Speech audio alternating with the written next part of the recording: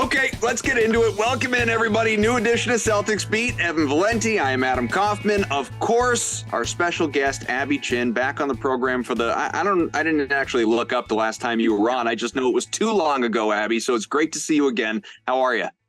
I'm doing well. I have a few questions. Okay. Number one, episode 497. Do you guys have big plans for 500? Oh, I'm so glad you asked, because I was hoping that you could help us with that. We're talking numbers. Yeah, over at because Evan has mentioned that maybe on air, but definitely off air a number of times, that 500 seems like a big pinnacle number that we need to celebrate. What I would really like is, I'm dreaming big here, if we can get like KG or Pierce or both to come on. I think that's a great idea, and you should certainly pursue it. Yeah, I know I wouldn't know how to pursue it, but we should pursue it. We haven't had Eddie yet on, despite the best of my efforts. But he's what I would describe as an inconsistent texter. I was gonna say he's tough to nail down. Yeah. We'll go back and forth, and then he'll disappear, and then we'll go back and forth, and he'll disappear. And I would very much like to have him on the show. You should tell him he is, and this is not hyperbole, he is one of my favorite Celtics of all time. I will tell him that, and he will love to hear that. And I will ask him to text you back. But also, then my other numbers question is, well, you don't know how many times I've been on this show. Last night at the Celtics game, they celebrated 2,000 broadcasts for the legendary radio broadcasters, Sean Brandy and Cedric Maxwell, who's also a part of the network, I know. Of course. And I was just wondering who keeps track of that. And I want to know is there someone out there keeping track? I want to know how many games I have been to. So it's funny you say that, because they first like you said, they had the celebration, I guess, last night, and gave Sean and Max the jumbotron with their names on and all that stuff.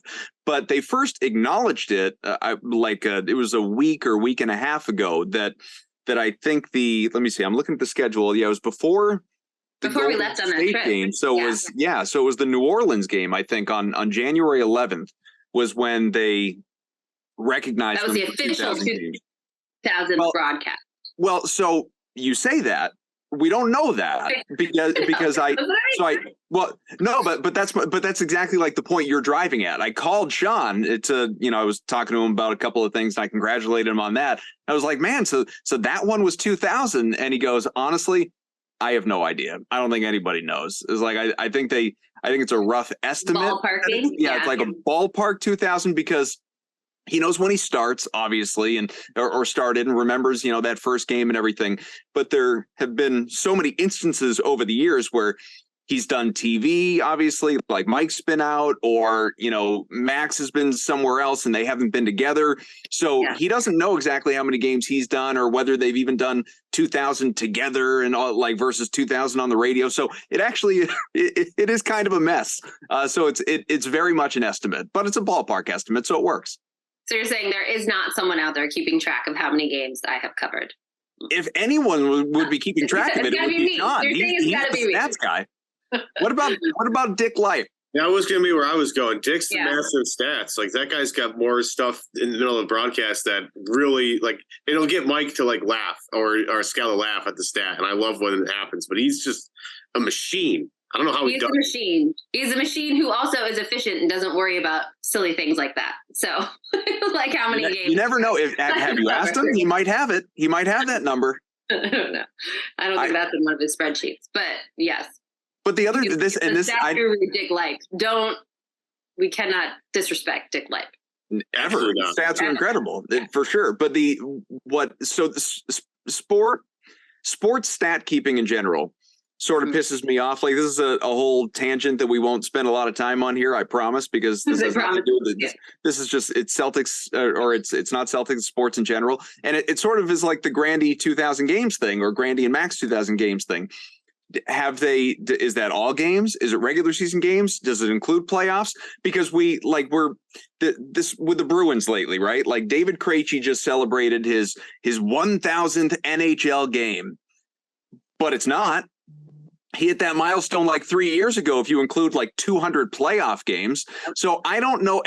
I don't know why we do that as sports fans. And it's so inconsistent. Like in the NFL, when we talk about Tom Brady's all-time passing yardage or Bill Belichick's, how many wins is he shy of Don Shula? That includes playoff numbers. So I don't, or like Jason Tatum recently, like, he had his 5th career 50-point game. No, he didn't. It was like his 7th or 8th because of the play-in game and playoff games. Regular season 50. It's stupid, but nobody ever says regular season. We say career. So why do we do this, Abby? Can you have more power than me? Can you start the engine toward fixing this and changing this? Because it's pissed me off for years.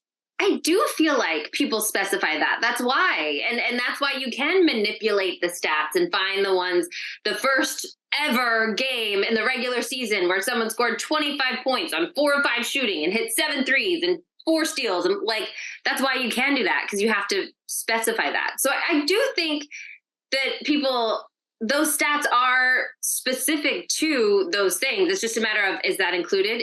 You got to get back to the journalism, right? You have to state that in your article. And then also, so much of the podcasting world and TV and stuff, that takes time to say all of those things and to get it completely accurate. So I think maybe that's where the translation kind of falls down. But Dick Life is very good about saying this is the regular season, or this is playoffs, or this is career, and when everything is happening. And that's my source. So yeah.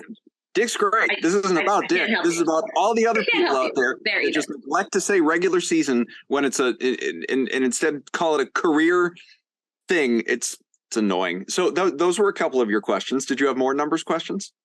No, I think that was it. Would you like to interview us? It's okay. That would be a fun change up. That'd be a good time. Maybe that's what we'll do for the 500 show. That's kind of what I do every day. So yeah, change up for you guys. Evan, that's what we'll do for show number 500. We'll just have, like Abby, we'll have some of our favorite guests back to interview us about our our favorite memories of the first. And neither of us has done 500 shows either. Like I came in at, I don't know, this is a great 3 something or 4 something. This show has been around for a long time. You came in at 400? I did.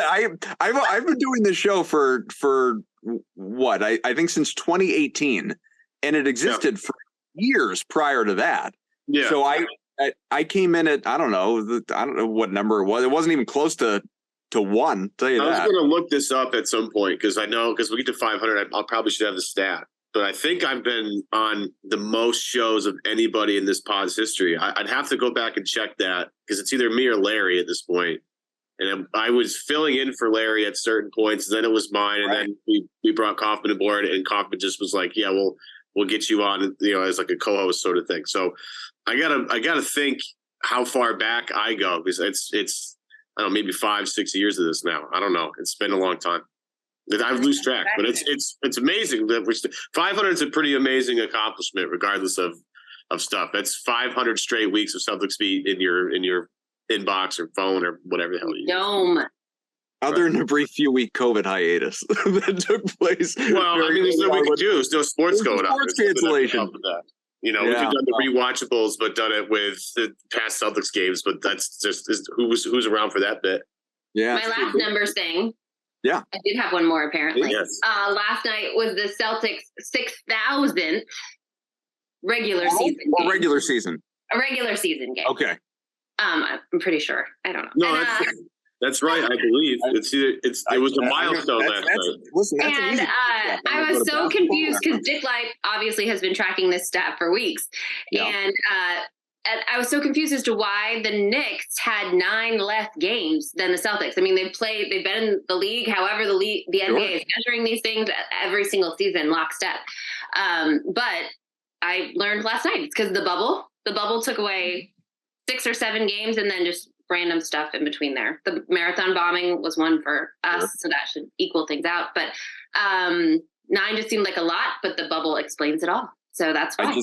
I just double checked 6,000 regular season. That is correct. And but they've also been to the playoffs like 70,000 times. So way more. 59 playoff appearances. So who knows how many more playoff games in there? Few more than the Knicks. A few more titles too.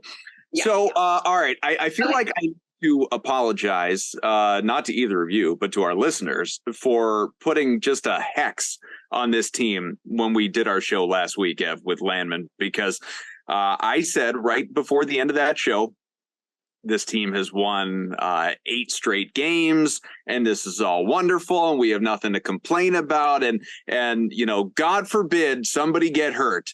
That's the only thing that can derail it. Well, all of a sudden they've lost 3 straight games, and they're absent like 4 starters every game. Inexact. We have you to blame, Kaufman. This is your fault. Entirely. The group chat messages were directed directly at Kaufman. I mean, this is your fault. Good to know. At least you have someone to blame. It's always it's nice to have someone to blame. Like the TNT broadcast, I blamed them last night for showing Jalen's free throw numbers right before he took the last 2 free throws of the game. That is, I mean, come on, guys. This is basic stuff here. But here's what I'm going to ask you, Abby. I guess this is kind of the first official question of the show, like 10 minutes in. Okay. Losses in Orlando, in Miami, obviously at home against the Knicks, all winnable games. Well, I guess other than Orlando, the Celtics may never beat the Orlando Magic. This is like the Shaq and Penny Magic taking on the D Brown and Todd Day and Rick Fox Celtics whenever these teams match up. Can't beat them. But other than that, shorthanded, miserably shorthanded against the Heat. They didn't have Jimmy Butler either, blah, blah, blah. And obviously we know they weren't at full strength against the Knicks either. But these are 3 teams that you don't have to worry about, maybe Miami, but certainly the other 2 you don't have to worry about going forward. Where I'm driving at here is, do we care? Like, does this really matter? Do you take anything from these 3 losses in terms of how you view this team right now? I know that Celtics Nation was pretty angry after the loss last night. And the missed free throws from Jaylen Brown and all of that. I can't get there right now. And I'm sorry. I would like to, I typically like someone to empathize with me when I am in a bad, negative place. But this is game 50 of 82. One thing that I learned last season is that I had never experienced before is a run to the finals is long. They play for 3 more months after the end of the regular season. And those games are intense, and you have to maintain a certain focus and play with a certain physicality that you just you can't replicate in the regular season. And then particularly at this point in the regular season, that was game 50, while we're talking numbers again, last season of 82. The All-Star break is just on the horizon. And I know it's so cliche to say that these are the dog days of summer, or dog days of the season. But this is the first time, and I don't know if it is because of the finals run or whatever, in my 10 years covering the team, that I too am just like, oh my gosh, let's go. Like, it just, and so I honestly, I can't get that angry about it because I'm kind of feeling those same things too. And so I feel like this is a natural progression. I feel like we see the top teams in the league. This is the LeBron James who doesn't care about what seed he gets when he's going into the playoffs. The Golden State Warriors who goodness knows where they were at this point last season and still made the run to the championship. So I think that what Joe Mazzulla said last night is it's tough to do the simple things really well every single day. And that is absolutely true about human nature. And it is why I am not panicking about this team. They have shown us the potential that they have. They are still the number 1 team in the league and have shown that they have switches to flip. I mean, we saw it in the 4th quarter last night when they needed to stop Jalen Brunson. They buckled down and stopped Jalen Brunson. So yes, you would have liked to see them do that earlier. But it's there, it's possible. And I just cannot get outraged about a game in the end of January. I agree. I agree with all that. When Abby throws out the like, Joe, it's tough to do the simple thing. All I could picture is like Brad with his, hand up Joe's butt like a puppet. It's like, if ever there was a Brad Stevens-ism, that's a good thing. You have consistent communication between your front office. The message is consistent. That's good stuff. And that's not a slight on Joe. It's more a point that they are just so similarly minded in the way they think, in the way they speak. It's absolutely true. Evan, I will let you go, but just to Abby's point about what she was saying with Golden State, let's not forget the Celtics. Just perspective. I'm not even saying it for the sake of comparison, just perspective. Game 50 last year, the team was 25-25. It hadn't even really started its run to what it became until this very exact point 1 year ago. So just something to keep in mind as far as what can still happen going forward. Absolutely. And it's not like, again, the world isn't, crumbling apart in terms of like the Celtics are going to be fine. Okay. They're an excellent team. As Abby pointed out, they locked in the last 4 minutes of the fourth quarter. When they really needed to make stops, they made them. When they needed to score baskets on the other end, Jason Tatum put on an absolute clinic at the end of the game. And then the regulation last night, he was amazing getting to the basket, getting to the rim, basically whatever he wanted. The only thing I'll push back on is the fact that, like, I don't know if the Celtics have that kind of built-up cachet that the Warriors have and like the LeBron James of the world have. Like, this is a team that's been in the playoffs a lot. They've gone deep in the playoffs. They finally got through, broke into the finals, but ultimately lost the finals. As much as I want to, get on the, like, look, it's a long season, things are going to happen. You can't get overly invested in one game or one small outcome when there's 82 games. Like, I totally get that. But this is a team that I don't think can afford too many brain fart losses like this at the end of games when the top of the East is so tight. And I think Boston, given the way their roster set up, would like to maybe give guys some extra rest towards the second half of the season at the end of the year. And the bigger the buffer you can build on the Nets and the Sixers and the Cavs and the Bucks, the better, right? If Boston is going to go far in the playoffs, we all believe, and my belief is if they'll go further if they have all the advantages they can have, aka home court advantage, for as long as they can, right? The Garden is a real, as you saw last night, like, that place has some legitimate energy, and it definitely focuses this team up in a way that, not a lot of arenas can. So the more games you can play at home, the better. Again, I still have a ton of faith in this team. It's not like I don't, but I as much as I want to get to like who cares, I'll get there when I know this team has the first seed locked up and they're going to be hosting every playoff game in the Eastern Conference at home. So, I think they're definitely poised for it. It's just, it don't get caught up in one loss, but at the same time, like, they went real cold for a long time last night, and it was just one of these things where it got really frustrating. They let Julius Randle for about 3 quarters get really comfortable on the floor and get wide open 3-point shots. Jalen Brunson at times got real comfortable on the floor, got inside the arc and had these long 2 pull-ups that were really not contested that well. Like, I would prefer to see a little more focus, but at the end of the day, like, again, this team's going to be fine as long as everybody's healthy at the end of the day. But I don't know. I guess maybe I'm being overly critical here, Abby. Maybe I'm just being a little too intense about the end of the year. But I do think there's valuable lessons to be had. Well, let's build on that. It's not so much that they lost, right? It's maybe more the how they lost. Like the game in Miami was a collapse. The game against the Knicks was a collapse. These are obviously 2 games that you feel like they should have won. They were in position to win, kind of gave it away at the end. And again, they were undermanned, so that is a factor, Abby. But sort of the streak of going cold offensively or turnovers or whatever the case in the given game, does that alarm you at all, or is that just, again, dog days of winter? So I think that this 3-game losing streak specifically is very different, and that's why I'm not alarmed. And like we've talked about, yes, there were really long scoring droughts, alarming scoring droughts in Miami, but they were without 4 of their top 7 guys. Jason Tatum's on the floor with Justin Jackson in the first quarter. I mean, and then so late in the fourth quarter, he looks around and he's like, I'm supposed to pass it to you and trust that you're going to make the right basketball play. Like, I've been on the floor with you for 5 minutes this season. I don't take stock in that loss specifically. And then, like you guys said, Orlando is just a juggernaut that can't be stopped by the Boston Celtics. So those 2, I feel like, exist in a vacuum.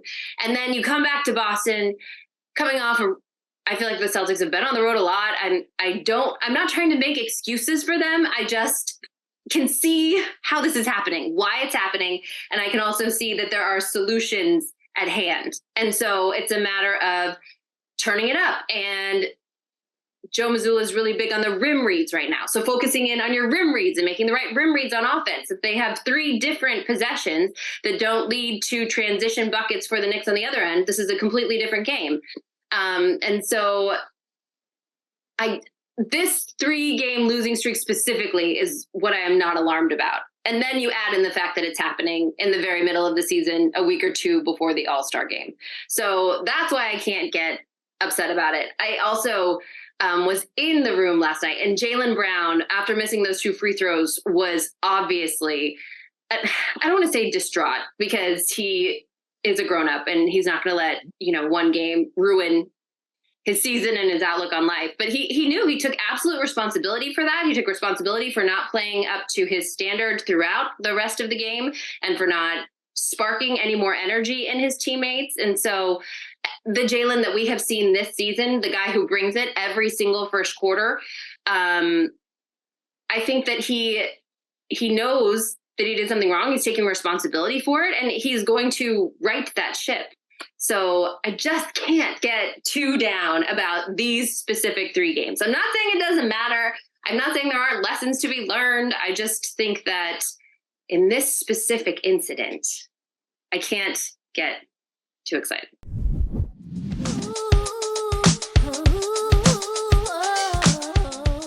Check out Screen Time, movies, streaming, and everything in between with us, Gary Tanguay and Drew Yada. We watch what you watch, so watch us wherever you get your podcasts, or you can subscribe to our YouTube channel. Yeah, and we're pretty easy on the eye. Yeah, no, we're not. Speak for yourself.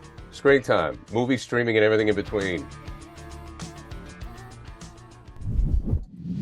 All right, so we're spending all this time talking about, are we alarmed by a 3-game slide and the way they've lost and yada, yada, yada. What about this stretch they have coming up here, Abby? It's especially 4 out of the next 5. You've got it's the rivalry Lakers week in the NBA, guys. Yeah, I mean, this is a big deal. You got the Lakers at home on my birthday, by the way. Just putting that Happy out there. birthday. Are you going to the game? I should be. Should be going and sitting courtside. It's at 8:30 at night on a Saturday. You should also be asleep later. I'm upset about that. Anyway, it's going to be a late night. And I just want to throw it on the agenda. We have to talk All-Star and if Jason Tatum is getting enough MVP hype. So let's continue yours, and then we will do that. But first, this stretch here, rivalry week, like you mentioned. I talk for a living. The Lakers, the Nets at home, the Suns also at home. Detroit sucks. That's in Detroit, and then you've got the Detroit Sixers. won last night, by the way, against KD-less Nets, like the second worst team in the NBA. So 4 out of the next 5 are tough games that they're dealing with. How important is this stretch? I'll sort of ask the same question I asked earlier, but with respect to this grouping of games, this 5-game sample. Depending on how this goes, will this impact how you view this team at all? No. I'm sorry. I usually ride the roller coaster. I don't know where this even keel is coming from. This is not my normal personality. I think that right time. My normal level of fandom, I'm kind of at a loss. I think that this team has shown me enough through the beginning of the season that I have seen what they're capable of. And so the KD-less Nets, like if they lose to Kyrie, yeah, that would piss me off. But I'm not going to think that it changes their trajectory of the season. And the Lakers, we've seen, and we know this about Jason Tatum. He gets up to face other superstars. So they're going to bring it in the Laker game. And then the Suns, I would be wary of the Suns, just how badly the Celtics beat them in Phoenix. That was a total, utter embarrassment. And so if the Suns don't come in here and show out, I think that says more about them than it does about the Celtics if they win. And we've seen them, they just have a tendency to play down to the competition. This is not a show me part of the season for me personally. Do you guys feel differently? I wouldn't make any huge judgments about this team without Marcus Smart playing games. Absolutely. I don't think people really understand the level, like how important Marcus Smart is on both ends. And I know look, he just won Defensive Player of the Year. I don't think people understand how important he is on offense as the guy who sets everybody up. And I think we've taken that for granted this year. But especially in these late game situations that you're seeing in these last 3 games. Just watch how much more the offense flows when Marcus Smart's the guy either at the helm of it or at least on the floor. We talk about connectors all the time, especially with the Derek White trade, how important that was, how important the Brogdon trade was, how important Rob and Al are. Marcus is that times like a billion because he does it on both ends of the floor as a connector, both as a defensive helper and as an offensive guy. And you're seeing some of that. And provides a spark of energy in these dull days. Right. That's exactly right. Because you're missing your main energy guy. So I'm not going to be too alarmed about much just because, again, Marcus Smart's value to the team. I think I'm going to have to look it up. Last time I checked, the Suns are pretty banged up. So if the Suns were to come in here and maybe, blow them out, that would maybe be a little different. Losing to the Lakers would just hurt more than anything else. But no, I'm with Abby. I'm not going to get too crazy unless they go on some huge tailspin dive, but I don't believe they will when they have Jason Tatum on the roster. So I will say this is an important stretch for the bench and the depth of this team. And that's something that I believe it was Sam Hauser said the other night, that they believe they are the deepest team in the league, and it's their job to go out there and prove it. And so there's no question the Celtics had enough to beat Miami, especially without Jimmy Butler, and had enough to get that win in Orlando. And it is up to those bench guys. And Sam Hauser, who we know has been in an epic slump, and even Peyton Pritchard needs to step up and take ownership and take control of his offense when he is in the starting lineup in those moments. And so it is, I think, an important stretch for those guys, especially when you look to the playoffs and when Joe has to look down his bench and when the rotation tightens up, see who he trusts and know who he can bring in certain matchups. So I think it is an important stretch for that. I'm not going to do or die by the win-loss column. As long as they don't drop like 4 out of 5 and all of a sudden lost 7 out of 8 going back, Yeah, outside of health problems, I'm not going to get too crazy here. Yeah. How close and honestly, I'm at the point this season where like, no, you don't need to be playing Jason Tatum 40 minutes against the Orlando Magic. Who cares? Let that one go. Like, it's not. Well, and that's been the thing with Joe all season. He's, sort of elevating some of those guys' minutes, the Tatum, the Brown, in particular of and maybe that's something with a first-year coach. He wants to win. He's playing to win. I mean, yeah, but it's not like he wasn't on the staff last year and saw how overworked those guys were by the end and how clearly tired they were by the end. I know they had a mini summer break as compared to, where Tatum and Brown, Tatum in particular, was at that time last year when it was playing overseas and Olympic games and all of that stuff. A little bit different, but I mean, you do need to cut these guys. I hate the load management era. I really do. I still, think back to the 80s and 90s and when I was growing up and when like none of that was a thing and guys just played 40 minutes every night and it was okay. But that's just not where we are right now. These guys, whether because of them or the staffs or the teams and the investments, whatever, any range of factors, these guys are babied a little bit. And so if that's what we're doing, you have to embrace it because you're going to need these guys down the stretch.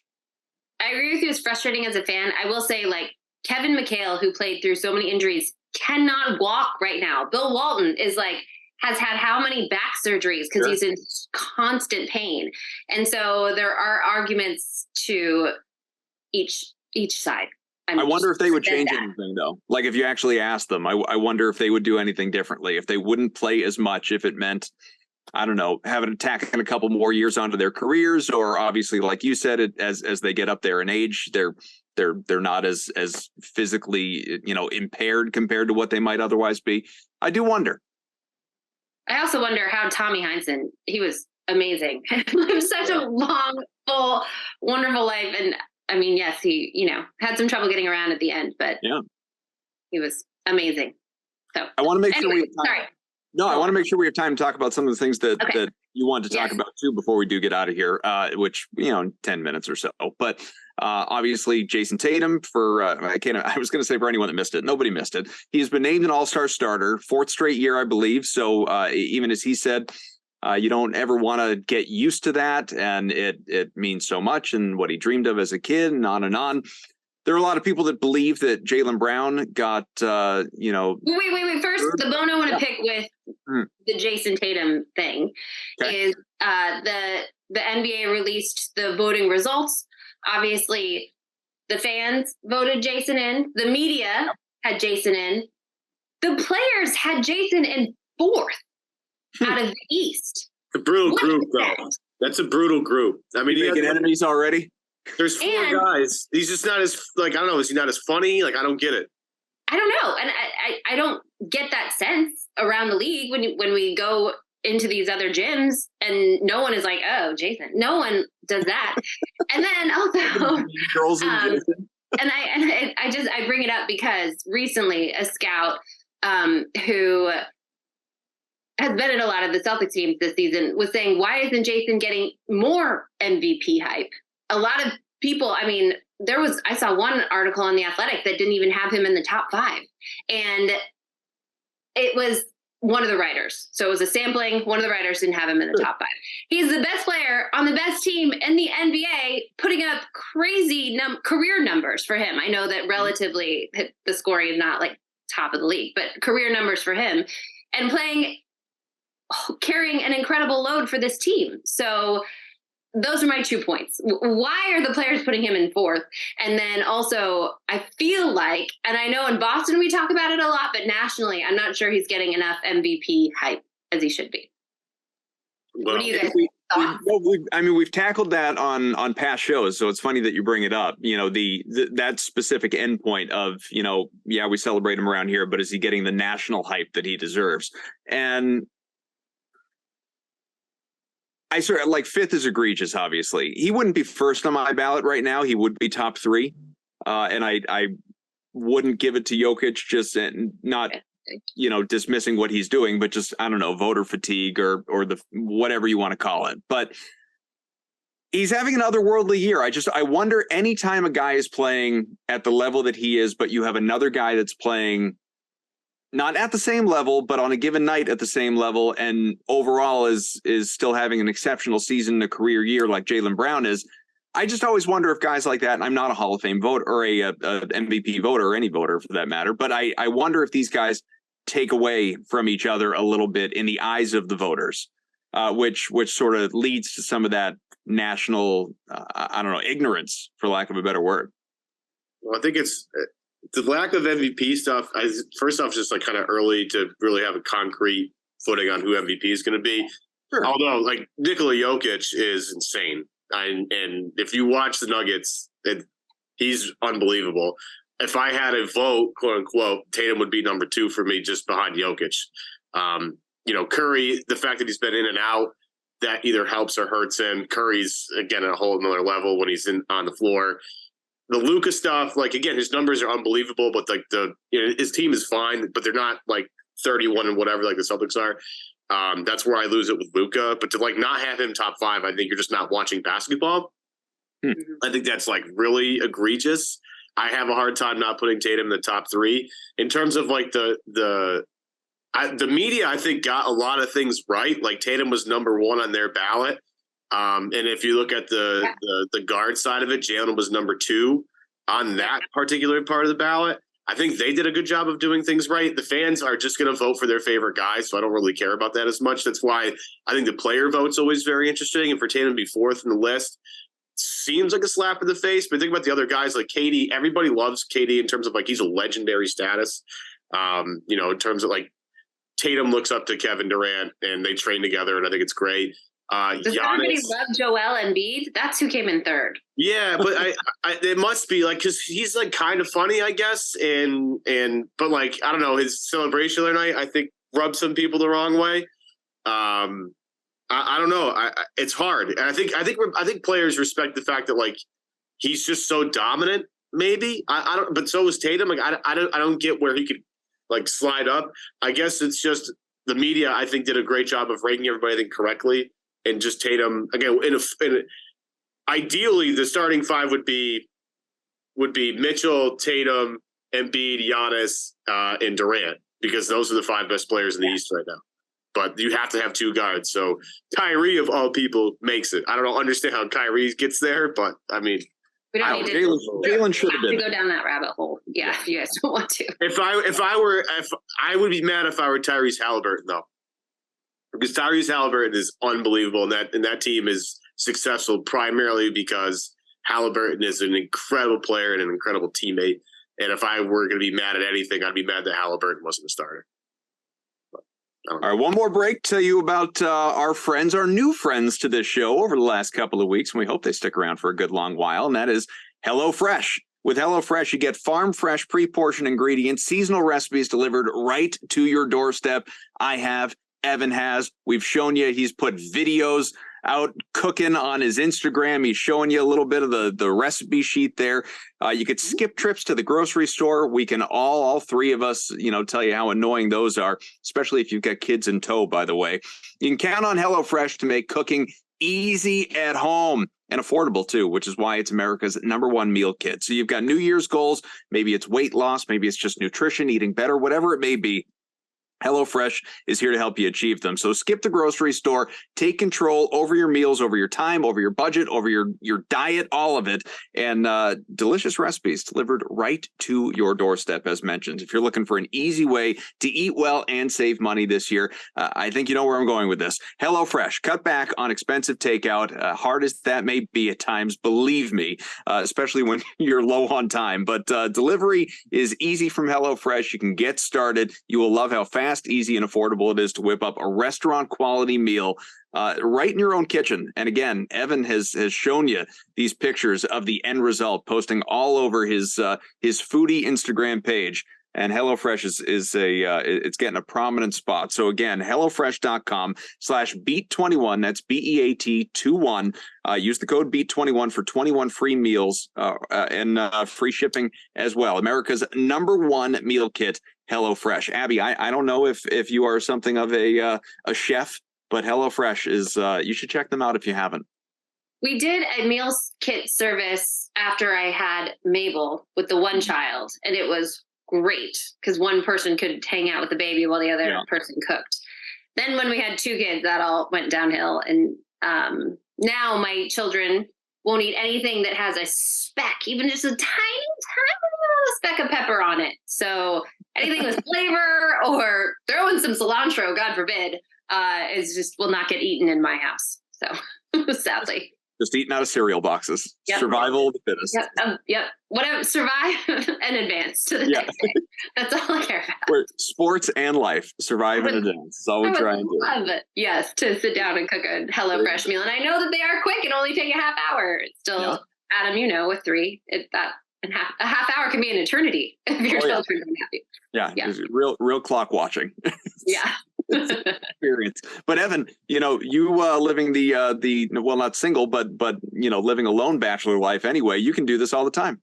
Yeah. And usually I'll tell you, cooking for me a lot of times is like an hour and a half process. So the fact I can do it about 45 is a huge win for me. I don't like eating at 9:30 at night, but like sometimes it's just the way my schedule works out. I just feel bad about myself. So the fact that it cuts down on time and I don't have to go look, I don't mind going to the grocery store. I'm usually in and out pretty quickly, but like on Sundays, forget about it. You won't find me in there. But if I can bypass that, things are great. HelloFresh. And not only that, the deal, everybody, 21 free meals, free shipping for free. That's bananas. It's like a month's worth of food for nothing. That's just it's a crazy deal right now. When I hear free that many times in a row, I'm just happy. Just puts me in a good place. That's right. All right, we only have a couple minutes left in this show, but looking down sort of obviously, Abby, like you'll be back with us sooner than later, but looking down the sort of the not quite second half, but as all-star on the cusp, like you said, is there a worry that you have around this team right now? It's easy for us to, you said you're not riding the roller coaster and good for you. Plenty of people are, and that, so just beside themselves over losing these last few games. Others are keeping things in perspective and just saying, all right, well, they're still #1 in the league. But what do you think would make you a little more reactionary as they move forward over the next couple of weeks? I don't want to pull a Kaufman and jinx this thing, but injuries, I think, worse for that. That's a really awful question considering your history last week. I'm just going to throw that out. Abby, if you don't want to answer this question, I just asked somebody else. We say it all the time that it takes luck to get to that point, to get to the end.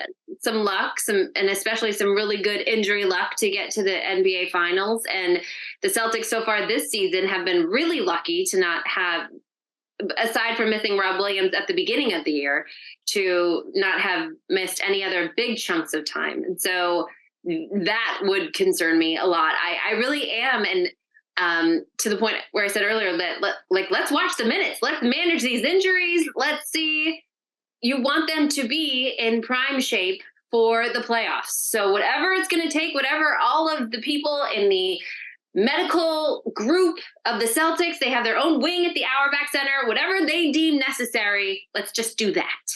I want to do that. Do you have anything to tease for Saturday night's game against the Lakers? Are you guys, it's a big rivalry. It always is. Are you guys doing anything special on the broadcast to commemorate my birthday / LeBron being in town? We do have an hour-long pregame show. Scal, Eddie, all the favorites. Hoping to get a one-on-one with Al Horford tomorrow at shoot around. But I do think it was interesting. One of the talking points last night was that surprising run to the Eastern Conference Finals with Jason in his rookie season, Jalen in his second, Terry Rozier at the point, Marcus Smart out there as well, but no Kyrie or Gordon Hayward, and going toe-to-toe with LeBron James in his prime, coming up just short in Game 7 at TD Garden, and what kind of experience that was for those players, Jason Tatum and Jaylen Brown in particular, and molding them. And that's something that we always used to talk about. These guys have so much postseason experience for such a young age. Everything that Jason Tatum has been through. And even I remember talking to Steph Curry. This was I think it was during the bubble. It was while we were doing Zoom interviews. But I asked him, do you see similarities between the Splash Brothers and the Jays? And he said, yes, in that we were both drafted and brought up by the same organization, but they have so much more experience than we did at that time. Like my team lost so much early on in my career. The fact that they have experienced all of this already is remarkable. And so I think we sometimes lose sight of that. And I think that we also lose sight of the fact that these guys are just 24 and 25 years old. Primes in the NBA are 27, 28, 29. And then you look at LeBron and whatever heck he's doing. So we got to enjoy these times. I'm trying to, in the words of Jason Tatum, not take it for granted, enjoy the journey and focus on the good is where I am at looking at the second half of the season. That's my New Year's resolution, I guess. I love it. I just only hope we get to a point, and whether it's this year, and I really do feel good about their ability this year, obviously, especially given that they're deeper and got so far last year and all of that. But it'd be wonderful. I think I say this for all Celtics fans to have the conversation about how many will they win as opposed to will they ever win. I need them to. You're doing it again. I need them to get over that hump. I was no part of that. It's hard to win one. Like it's hard to win one, and you can make you could go. I know. So win the one. Win the one. Not one. Not two. Not three. Not four. I'm not. No, I won't get into any of that until they win the one. Win the one, and then we can worry about the not two, not three, not four. But win the one, right? Because there's so much here. There's so much here. There's a lot here. This team has accomplished a lot and not a lot of time. And again, as Abby says, we take that for granted all the time. Steph Curry didn't win until he was 26, and Jason Tatum is about to enter his 25th birthday in a few weeks here, and he's scoring. The one thing that we didn't talk about, Jason Tatum, they talked about in the broadcast last night, is on pace to break Larry Bird's all-time scoring record for a season at age 24, 25. And because they've experienced so much winning so far that we barely even register that. Larry Bird, one of the greatest players in the history of basketball, arguably the greatest Celtic, I'd say second after obviously Bill Russell, whose documentary is coming out soon. We definitely don't put perspective on what they've accomplished at their age because we're so used to it. But this is not how it goes ever. This is amazing. So, Kaufman, we're here to put you in, and we're trying to get rid of all your bad juju here with all you trying to make us project things. It's crazy. Yeah, that Bill Russell 2-part Netflix documentary, by the way, premieres on February 8th. We're hoping to get the director of that program on with us to talk a little bit about, all the ins and outs of it. So maybe, just maybe, that will even come your way next week. We will see. Okay. I was going to say episode 500. No. Talk to Eddie. Tell Eddie. Shoot Eddie a text. Maybe he'll respond to you and tell him that we got to get him on. Got to get him on. I'll let him know on Saturday. I'll say it's his birthday. You got to commit to something. To help a guy out. Tell him to shoot me a text from the Garden. I'll pull his jersey out of the closet. We'll make it happen. It'll be great. I'll sit here and wear it. One of the hardest jerseys I ever efforted to find many, many years ago, by the way. I got it like out of a guy's trunk. All right. Thanks for tuning in to Celtics Beat. Avi Chin and Valenti. I'm Adam Kaufman. This show, of course, is powered by HelloFresh. We will catch you next time. And the Celtics, God willing, will have ended this skid. See you later.